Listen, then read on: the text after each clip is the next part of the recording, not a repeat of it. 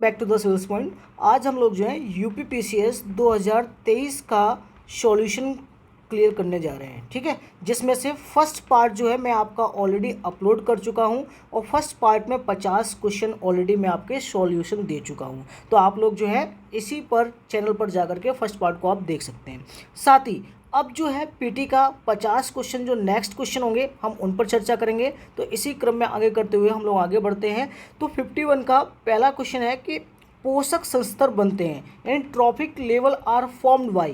क्या एक खाद्य श्रृंखलाओं में जीवों के संबंध होने से, केवल जंतुओं से, केवल मांसाहारी जंतुओं से या केवल पौधों से। तो देखिए कोई भी फूड चेन जो है वो केवल ना तो जंतु से बन सकती है, ना पौधों से बन सकती है और ना ही मांसाहारी जंतुओं से बन सकती है। ये पूरी की पूरी फूड चेन है जिसमें सभी एक दूसरे से जीव जो है परस्पर निर्भर करते हैं। तो वहाँ ट्रॉपिक लेवल आर फॉर्म्ड बन जाते हैं। तो इसका ऑप्शन ए होगा। तो 51 का ए आंसर राइट आंसर है, ठीक है। चलिए अब आते हैं हम, सबसे बड़ी बात है एक क्वेश्चन ये है कि निम्नलिखित में से कौन सा एक केंद्रीय बजट विभाग है जिसमें सही सुमेलित किया गया है। तो क्या ये डिपार्टमेंट ऑफ हेल्थ रिसर्च को इतना पैसा जो है आवंटन किया गया है यानी एलोकेटेड किया गया है। तो बिल्कुल नहीं, ठीक है। स्वास्थ्य और परिवार कल्याण मंत्रालय को 80,000 दिया गया है, नहीं दिया गया है। प्रधानमंत्री जन आरोग्य योजना को भी 5,000 करोड़ नहीं दिया गया है। तो आंसर इज राइट आपका क्या है, स्वास्थ्य मंत्रालय यानी 89,155 करोड़ रुपए को दिया गया है। ये बिल्कुल राइट आंसर है, ठीक है। चलिए नेक्स्ट की ओर हम बढ़ते हैं। संसद के सचिवालय में पदों के संदर्भ में निम्नलिखित में कौन सा कथन जो है वो सही है। तो चलिए ये देख लेते हैं कि कौन सा इसमें सही है कि संसद के प्रत्येक सदन के सचिवालय के लिए सम्मिलित पदों को सृजित किया जा सकता है। तो प्रत्येक सदन के सचिवालय के लिए सम्मिलित पदों के लिए सचिवालय बिल्कुल राइट आंसर है।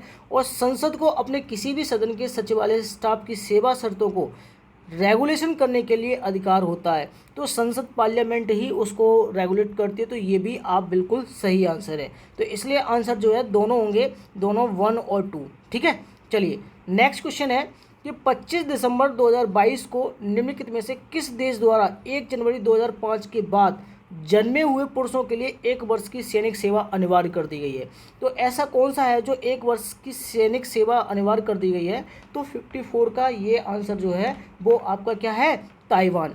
तो ताइवान इज राइट आंसर। 25 दिसंबर 2022 को ये 1 जनवरी 2005 के बाद जन्मे पुरुषों की सैनिक सेवा अनिवार्य कर दी है। तो ये बात बहुत ही इंपॉर्टेंट क्वेश्चन है 54 का।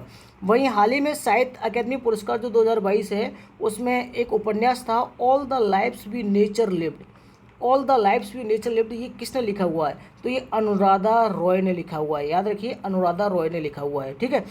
किस प्रकार का टीका जो है डिप्थीरिया से बचाता है। थोड़ा सा अंदर से पूछ लिया है पर कोई बात नहीं है कि जो डिप्थीरिया से बचाता है ऐसा कौन है। तो ये टॉक्सॉइड है। कौन सा है, टॉक्सॉइड जो है वो डिप्थीरिया से टीका वैक्सीन प्रोटेस्ट करता है, ठीक है। ये याद रखिए।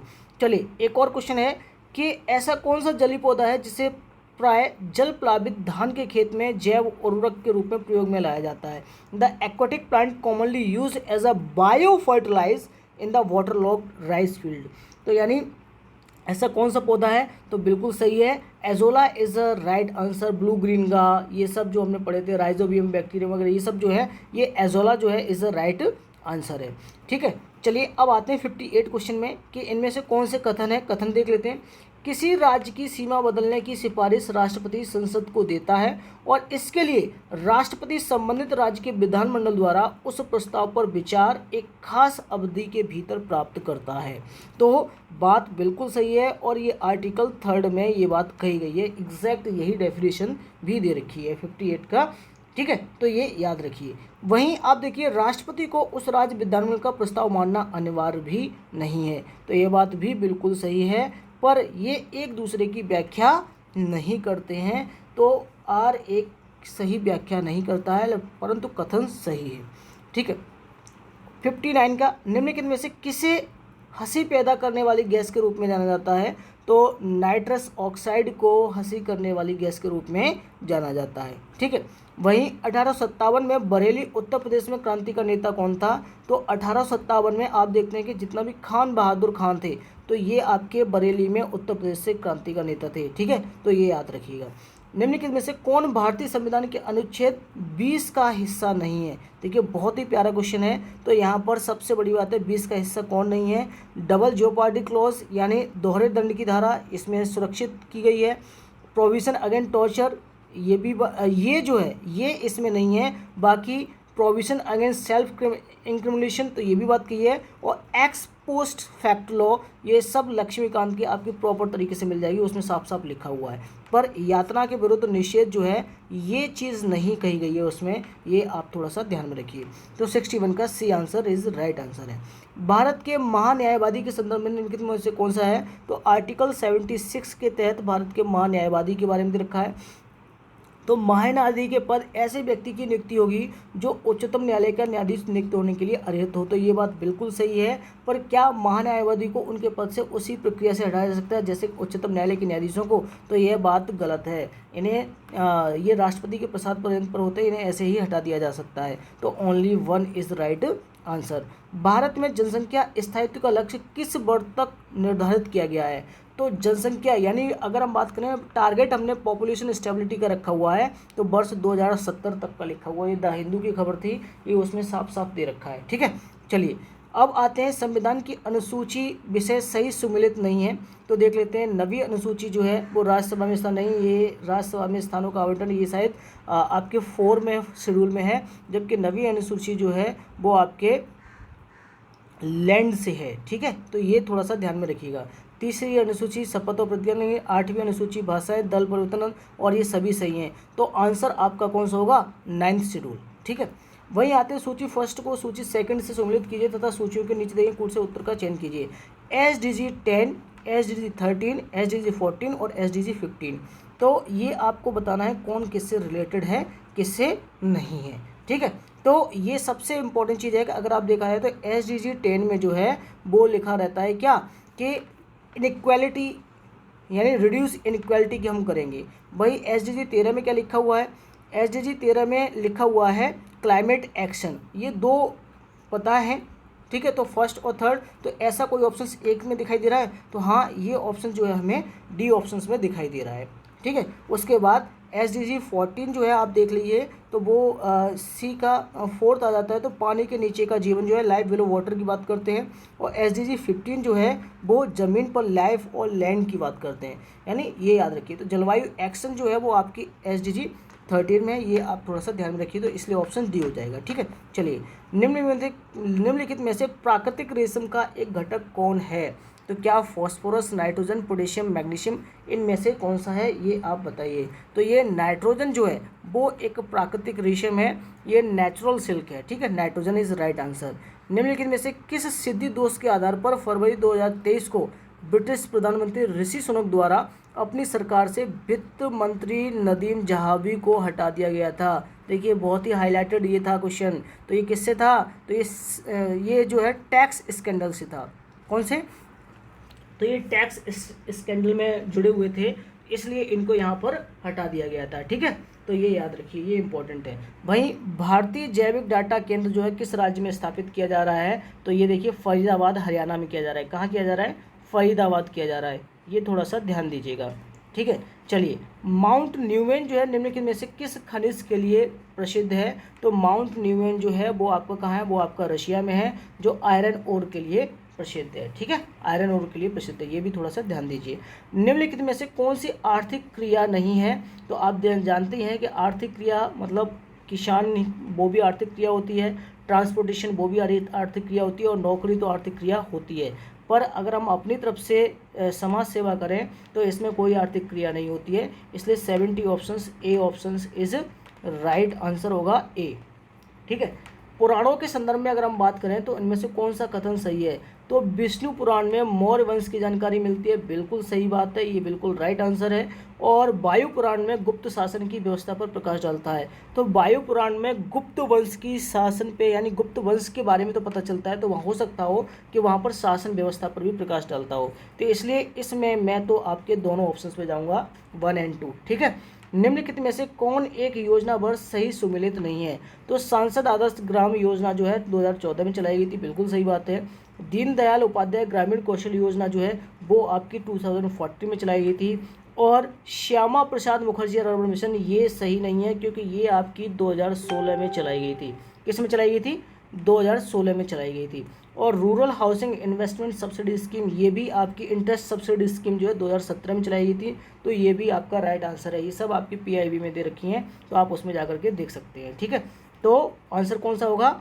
सी option is right answer. Shyama Prasad Mukherjee urban mission 2016 गलत आंसर है। ठीक है, वहीं क्वेश्चन ये है कि संसाधनों के उपयोग तथा भविष्य के लिए उनके संरक्षण की आवश्यकता को संतुलित करने को हम क्या कहते हैं? तो ऑब्वियस सी बात है, सस्टेन डेवलपमेंट की हम बात करते हैं इस चीज़ में, ये आप थोड़ा सा ध्यान में रखिएगा। ठीक है, सतत विकास की बात करते हैं। नीचे उच्चतम न्यायालय को मौलिक अधिकारों के हनन को रोकने के लिए रिट जारी करने की शक्ति के संबंध में 2 कथन दिए गए हैं। उच्चतम न्यायालय को यह शक्ति प्रदान है कि वह बंदी, प्रत्यक्ष, परमादेश, प्रतिषेध अधिकार, परीक्षा और प्रेशर रिट जो भी मूल अधिकारों को लागू करने के लिए समुचित हो उस रिट का प्रयोग कर सकती है। बिल्कुल सही बात है। संसद को यह अधिकार है कि वह कानून बनाकर किसी अन्य न्यायालय को अपनी आधिकारिक स्थानीय सीमाओं के भीतर उच्चतम न्यायालय की दी गई इन शक्तियों का प्रयोग कर सकता है। तो ये भी सही है कि कानून बनाकर तो हम कर सकते हैं, वैसे नहीं कर सकते हैं। तो 74 का आप डी। ठीक है, इसलिए कानून बनाकर बात दी गई है। यहाँ पर ध्यान दीजिए, कानून बनाकर बात दी है, वैसे तो नहीं कर सकते हैं, लेकिन कानून बनाकर की बात दी हुई है। तो संसद को यह अधिकार है। ठीक है, कानून बना सकती है वो। वहीं निसार उपग्रह, तो आप देखते हैं निसार सैटेलाइट हाल ही में किस लॉन्च की गई है? तो निसार सैटेलाइट जो है निम्नलिखित किन संगठनों द्वारा संयुक्त रूप से विकसित किया गया है? तो ये किया गया है आपका इसरो और नासा द्वारा। इसरो और नासा द्वारा ये निसार सैटेलाइट लॉन्च की गई है। बहुत हाईलाइटेड रहती है। चलिए, निम्नलिखित में से कौन सी नदी सही है? रामगंगा नदी जो है कन्नौज के पास गंगा नदी में मिलती है, बिल्कुल सही बात है। बेतवा नदी प्रयागराज के पास यमुना नदी मिलती है, तो ये ऑप्शन जो है वो आपका गलत हो जाता है। बेतवा नदी प्रयागराज के पास यमुना नदी में नहीं मिलती है। तो 76 का first option is right answer. ठीक है, प्राचीन काल के भारत पर आक्रमण के संबंध में निम्नलिखित में से कौन सा एक सही कालानुक्रम है? तो आप देखिए, सबसे पहले किसने किया था? शक ने किया था। ठीक है, फिर उसके बाद कुषाण थे, फिर यूनानी थे। ठीक है, तो 77 का ऑप्शन जो है वो ऑप्शन होगा डी। तो 77 का ऑप्शन डी है। शक, कुषाण और यूनान ये जो थे ये इन्होंने पहले आक्रमण किया था, याद रखिए। ठीक है, सही कालानुक्रम ये है, शक, कुषाण और यूनान। ठीक है, चलिए वहीं आते हैं, निम्नलिखित में से किस अधिनियम द्वारा 120 सदस्यों वाले चैम्बर ऑफ प्रिंसेस की व्यवस्था की गई थी? तो ये 1920 की घटना है और ये एक्ट था 1919। तो 1919 के तहत ये किया गया था। तो 78 का B option is right answer होगा। ठीक है, चलिए अब आते हैं, निम्नलिखित में से कौन सा हार्मोन है जो पेनक्रियाज के लैंगरहैंस की आइलेट की बीटा सेल द्वारा स्रावित होता है, मतलब निकलता है, सीक्रेशन होता है जिसका? तो ऐसा कौन सा हार्मोन है? तो ये हार्मोन है इंसुलिन। ठीक है, इंसुलिन इज राइट आंसर। निम्नलिखित में से कौन सा तत्व नोबल गैस नहीं है? तो आपको ये बताना है कि इनमें से कौन सा तत्व है जो नोबल गैस नहीं है। तो ऑब्वियस सी बात है, ऑर्गन है, क्रिप्टॉन है, जीनन है, रेडोन है, लेकिन एक्टिनियम नहीं है। ये डी और बी ऑप्शन आपका राइट आंसर हो जाता है। ठीक है, चलिए अब आते हैं पोप बेनेडिक्ट 16वें, जिनका हाल ही में निधन हुआ है, इनके संदर्भ में क्या सही है? वह जर्मनी के मूल निवासी थे, बिल्कुल सही बात है। वह 600 वर्षों में इस्तीफा देने वाले पहले पोप थे, ये भी बिल्कुल सही बात है। और ये मैंने आपको बताए भी थे कि ये जो पोप है इनके बारे में क्वेश्चन पूछने की संभावना हो सकती है। ठीक है, तो 81 के आपके दोनों ऑप्शन सही हो जाएंगे, 1 और 2। ठीक है, चलिए निम्नलिखित में से कौन सा कारक जैव विविधता की ह्रास के लिए सर्वाधिक महत्वपूर्ण है? तो ऑब्वियस सी बात है, सबसे पहले क्या होगा? Habitat loss. यानी हैबिटेट लॉस जिसका सबसे ज़्यादा होता है, सबसे पहला कारण होता है हैबिटेट लॉस। तो प्राकृतिक बास का विनाश जो है, जो सबसे ज़्यादा इम्पोर्टेंट कारण है वो आपका यही रहेगा। ठीक है, चलिए पौधों में जाइलम परिवहन के लिए जिम्मेदार होता है। Xylem in plants in responsible for transporting क्या? वाटर। इसमें वाटर के लिए सबसे ज़्यादा जिम्मेदार होता है, वो कौन सा होता है? जाइलम। ठीक है, दिसंबर 2022 में सुदर्शन प्रहार सैन्य अभ्यास कहाँ किया गया था? तो सुदर्शन प्रहार सैन्य अभ्यास जो है वो आप देखेंगे राजस्थान में किया गया था। ठीक है, तो 84 का आपका बी ऑप्शन हो जाएगा। फिलीपाइंस में नारियल एवं गन्ने की कृषि का विकास श्रेय किसको जाता है? तो ये ऑप्शंस एक्चुअल में ये अभी तक मैं फाइंड आउट नहीं कर पाया हूँ, तो इसलिए मैं इसका आंसर अभी देने में असमर्थ हूँ। ठीक है, तो ये एक आपका क्वेश्चन हो गया। फिलीपींस में नारियल एवं गन्ने की कृषि का विकास का श्रेय जो है किसको जाता है, तो वो जाता है स्पेन और नहीं सॉरी, अभी मैं कह नहीं सकता हूँ, लेकिन मे भी पॉसिबिलिटी हो सकती है कि यहाँ पर अमेरिका वासियों की बात हो ज़्यादातर, क्योंकि हॉलैंड और ब्रिटेन और फ्रांसीसी इनका कोई मतलब नहीं बनता, इनका इनसे कोई मतलब नहीं था। फिलीपींस में ज़्यादातर अमेरिकी वासी ज़्यादा रहते थे, तो मे भी हो सकता हो, पर इसमें अभी एग्जैक्ट मुझे कोई कंडीशन पता नहीं है। ठीक है, चलिए, भारत की प्रमुख नदियां एवं उनके उद्गम स्थल के जोड़े बनाइए। तो आप जानते हैं कि यमुना नदी जो है वो यमुनोत्री से निकलती है। ठीक है, कृष्णा नदी जो है वो कहाँ से निकलती है, तो वो आपकी महाबलेश्वर से निकलती है। गोदावरी नदी है वो नासिक के त्र्यंबकेश्वर से निकलती है। और महानदी जो है छत्तीसगढ़ के सिहावा जिले से निकलती है।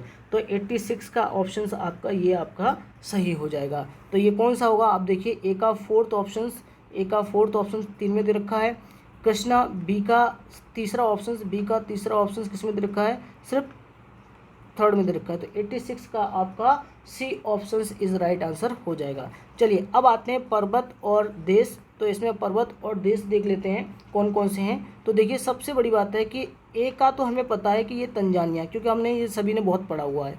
और स्टैनली जो है वो युगांडा में होता है। ठीक है, तो स्टैनली जो है वो युगांडा में, ये आपका 100% श्योर है। ठीक है,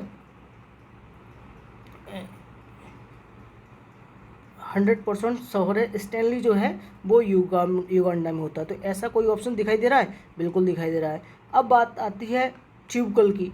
तो ट्यूबकल जो है वो एक्चुअल में आपके मोरक्को के पास में, जहाँ एटलस है माउंटेन, वहीं पर आपकी मिल जाती है ट्यूबकल। ठीक है, और आप देखेंगे सबसे बड़ी बात है हॉगर जो है वो आप देखेंगे अल्जीरिया में मिलता है। तो कहाँ मिलता है, अल्जीरिया में मिलता है। तो ये आपका राइट आंसर हो गया। तो ऐसा ऑप्शन कोई मिल रहा है, तो ये D option is right answer. A का थर्ड, बी का फर्स्ट और सी का 4 है। ठीक है, चलिए, वहीं आते हैं निम्नलिखित में से कौन सा झील या देश सही सुमेलित नहीं है। तो चलिए देख लेते हैं। माराकाइबो जो है, वो वेनेजुला में है, तो ये बात बिल्कुल सही है। मिशिगन संयुक्त राज्य अमेरिका में है। ओनेगा जो है वो कनाडा में नहीं है, वो आपकी रसिया में है। कहाँ है, रसिया में है। याद रखिए, ओनेगा जो है वो आपकी कनाडा में नहीं है, रसिया में है। ये आप थोड़ा सा ध्यान में रखिए, मोस्ट इम्पॉर्टेंट है। और बैकाल जो रशिया में, ये डीपेस्ट लेक है, deepest lake in the world है, यानी सबसे गहरी झील है, याद रखिए। तो 88 का आपका सी ऑप्शन सही नहीं है। तो सी ऑप्शन राइट आंसर हो जाएगा, ये याद रखिए। अब आते हैं from dependence to self reliance. Book जो है वो किसने लिखी हुई है, तो ये देखिए, ये बिमल जालन साहब ने लिखी हुई थी। किसने लिखी थी, बिमल जालन साहब ने लिखी थी। ये आप थोड़ा सा ध्यान में रखिएगा। चलिए, अब आते हैं संसद में उत्तर प्रदेश के प्रतिनिधित्व के संदर्भ में कौन सा कथन सही है। चलिए, अब आते हैं कि रिप्रेजेंटेशन ऑफ उत्तर प्रदेश में कैसा रहा है, कैसा नहीं रहा है। तो क्या राज्यसभा के लिए 31 सीटें आई हैं वहाँ से, तो बिल्कुल सही बात है। और लोकसभा के लिए 80 सदस्य, ये तो आपको सभी को पता ही होगा। तो लोकसभा की सीटें 80 सदस्य और 31 सीटें जो राज्यसभा के लिए हैं, तो ये दोनों ही आपके राइट आंसर आते हैं। तो 90 का डी ऑप्शन राइट आंसर सही है। कैप्टन हॉकिंस के संदर्भ में देखते हैं। कैप्टन हॉकिंस आप जानते हैं कि ये मुगल दरबार में आए थे। ठीक है, तो ये 1611 में जेम्स फर्स्ट के दूत के रूप में भारत में आया था। तो ये बात बिल्कुल सही है। और वह तुर्की भाषा का बहुत अच्छा ज्ञाता है। तो यह भी बात सही है, क्योंकि इसी चीज़ को ध्यान में रखते हुए इंग्लिश खान की उपाधि भी दी थी। ठीक है, जहांगीर ने इंग्लिश खान की उपाधि भी दी थी। तो ये भी इंपॉर्टेंट है, इसलिए ऑप्शंस इसके दोनों हो जाएंगे, दोनों 1 और 2। निम्नलिखित में से कौन सा जननी सुरक्षा योजना का प्रमुख उद्देश्य है। तो जननी सुरक्षा योजना का प्रमुख उद्देश्य जो है आप देखेंगे, जिसमें मातृ मृत्युदर तथा नवजात मृत्युदर में कमी, बिल्कुल सही है। यानी केवल मातृदर नहीं, केवल शिशु मृत्यु दर नहीं, केवल नवजात मृत्यु दर नहीं। तो हम यहाँ पर मातृ मृत्यु दर और नवजात मृत्यु दर में कमी की बात करते हैं, इसीलिए हमने जननी सुरक्षा योजना की बात की थी। ठीक है, सर्वोच्च न्यायालय के एक न्यायाधीश का त्यागपत्र संबोधित होता है, किसको होता है, राष्ट्रपति को होता है। ये तो आपको सभी को पता ही होगा, ये आप थोड़ा सा ध्यान रखना। ठीक है, संघ वित्त आयोग के संदर्भ में कौन सा कथन सही है कौन सा नहीं है देख लेते हैं। तो आपको पता ही है कि 280 आर्टिकल के तहत हम वित्त आयोग की बात करते हैं, तो उसमें एक अध्यक्ष तथा 6 सदस्य होते हैं, तो बिल्कुल गलत है। यहाँ पर 5 सदस्य होते हैं टोटल। ये अपना प्रतिवेदन नीति आयोग को प्रस्तुत करता है, नहीं भैया ये राष्ट्रपति को प्रस्तुत करता है, यानी प्रेसिडेंट को देता है। तो ये भी आपका राइट आंसर नहीं है, तो यानी पहला और दूसरा ऑप्शन दोनों गलत हैं। तो 94 का आपका कौन सा हो जाएगा, बी ऑप्शन। 94 का आपका ऑप्शन बी हो जाएगा, यानी पहला और दूसरा सही नहीं है। भारत के किस भाग में हंगुल नाम का हिरण पाया जाता है, तो आप जानते हैं हंगुल स्टैग जो है वो जम्मू कश्मीर में पाया जाता है। कहाँ पाया जाता है, जम्मू कश्मीर में पाया जाता है, ये ध्यान रखिए, ये बहुत ही इंपॉर्टेंट है।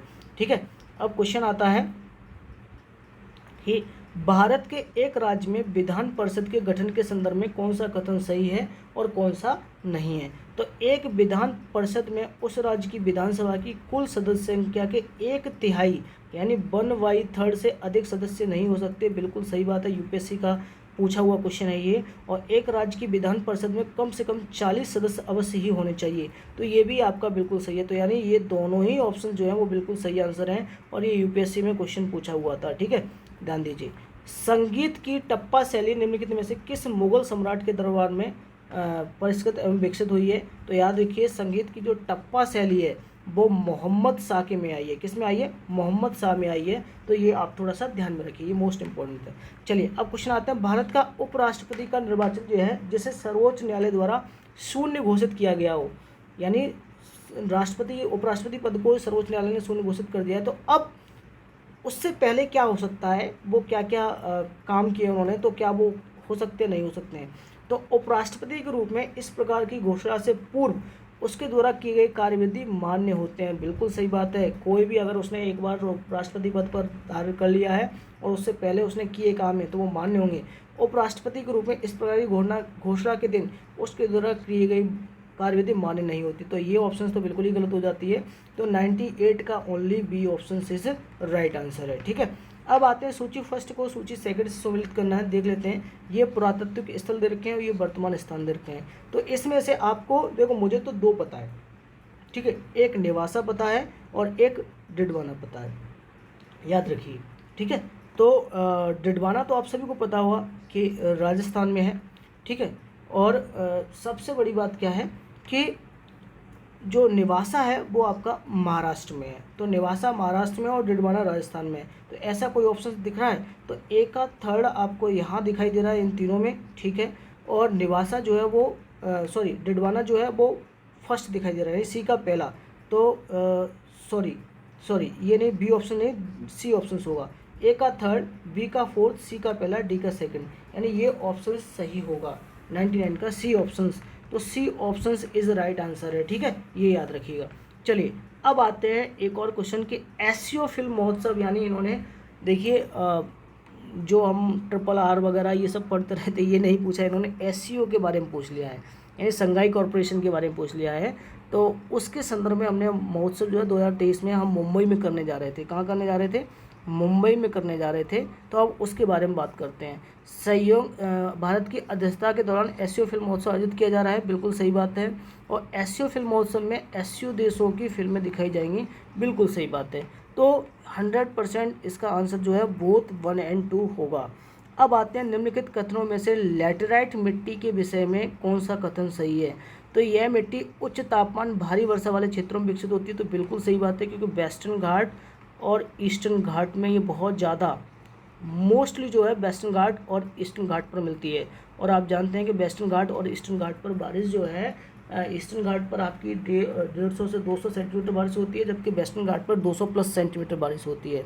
ठीक है, और हाई टेम्परेचर तो आप जानते हैं कि 23.5 डिग्री से और 23.5 डिग्री से 8 डिग्री 4 मिनट नॉर्थ तक ये पूरा का पूरा क्षेत्र वेस्टर्न घाट कहलाता है। तो ये बहुत बड़ी बात होती है कि वेस्टर्न घाट में उच्च तापमान होगा, तो ऑब्वियस सी बात है ट्रॉपिक ऑफ कैंसर और इक्वेटर के बीच में है, तो इसलिए हाई टेम्परेचर और भारी वर्षा होगी। ठीक है, और लैटेराइट के लिए एक कंडीशन और होती है, ड्राई और वेट क्लाइमेट होना चाहिए, ड्राई और वेट क्लाइमेट होना चाहिए जिससे लीचिंग हो सके। ठीक है, तो इस मिट्टी में लो ऑक्साइड एवं एल्यूमिनियम की कमी पाई जाती है, नहीं ये गलत है, इसमें लो ऑक्साइड जो है भरपूर मात्रा में मिलता है। ठीक है। तो आयरन ऑक्साइड मिलता है, याद रखिएगा इसमें। तो 101 का जो है वो आपका ऑप्शन हो जाएगा केवल one option is right answer, क्योंकि लो ऑक्साइड आयरन की मात्रा बहुत ज़्यादा पाई जाती है। ठीक है। निम्नलिखित में से कौन सा प्रावधान जो है संविधान का भाग सम्मिलित नहीं है? तो यहाँ पर बात करें किसकी, तो देखिए सबसे बड़ी बात है कि अधिग्रहण ट्राइब्यूनल जो है वो भाग 9 में नहीं है। याद रखिए ये आपका ऑप्शन जो है वो हाँ भाग जो है 11 में नहीं है। हाँ याद रखिए ये इंपॉर्टेंट है, ये आप थोड़ा सा ध्यान दीजिए। ट्राइब्यूनल भाग 11 में नहीं है क्योंकि ये भाग 14 में है। ठीक है, तो ये याद रखिएगा। ठीक है, तो A option is not a right answer. बाकी को और ये सभी सही सम्मिलित हैं, बट पूछा क्या है नहीं, तो इसलिए ऑप्शंस क्या हो जाएगा ए, 102 का ए आंसर। निम्नलिखित रेगिस्तानों पर विचार कीजिए तथा उन्हें उनके आकार के बढ़ते क्रम में व्यवस्थित कीजिए, सबसे छोटे से सबसे बड़े। तो देखिए सबसे छोटा जो है अगर हम बात करें तो सबसे पहले बड़ा देख लेते हैं। सबसे बड़ा कौन सा है आपका? पहले नंबर पर सबसे बड़ा ये है। दूसरा आप देखेंगे तो आएगा अरेबियन डेजर्ट। ठीक है, तीसरा आपका गोबी डेजर्ट आएगा, फिर ग्रेट सैंडी डेजर्ट आएगा चौथा। तो अब देख लेते हैं, तो सबसे छोटा पूछा गया है, तो सबसे छोटा कौन सा है? पहला तो ग्रेट सैंडी, यानी पहला ऑप्शन कहाँ मिल रहा है? पहला ऑप्शन 2 में मिल रहा है, यानी ये ऑप्शन तो हट गए, तो बचा एक। ठीक है, अब आते हैं अरेबियन डेजर्ट फिर दूसरे नंबर पर कौन सा है? गोबी मरुस्थल, तो यह चौथा आता है, तो चौथा भी सही है। फिर आता है सहारा मरुस्थल, तो सहारा मरुस्थल सबसे बाद में, उससे पहले कौन सा था? अरेबियन मरुस्थल, तो अरेबियन, तो यानी सबसे बड़ा जो है आपका B option is right answer हो जाएगा। तो ये आपके जो 50 क्वेश्चन और हैं, इवन तो हमने यहाँ पर 53 क्वेश्चन को डिस्कस कर दिया है। ठीक है, तो ये सारे क्वेश्चंस मैंने आपको सॉल्व कर दिए हैं। आप सभी लोगों से रिक्वेस्ट है कि आप लोग लाइक शेयर सब्सक्राइब जरूर करें। ठीक है, लाइक शेयर सब्सक्राइब जरूर करें, और दोस्तों जितने भी हो सकता है ज़्यादा से ज़्यादा शेयर करें और कमेंट करके बताएं। ठीक है, बाकी के जो भी क्वेश्चंस पे डिस्प्यूट होंगे या जो होंगे वो हम आगे फर्दर कंटिन्यू कर लेंगे। और फिलहाल जहाँ तक 99% जो है वो आपके क्वेश्चन जो मैंने बताए हैं वो ज़्यादातर आपके सही हैं। 99% की बात कर रहा हूँ, 1% 100% तो कुछ नहीं होता, मैं आपको क्लियरली बोल रहा हूँ।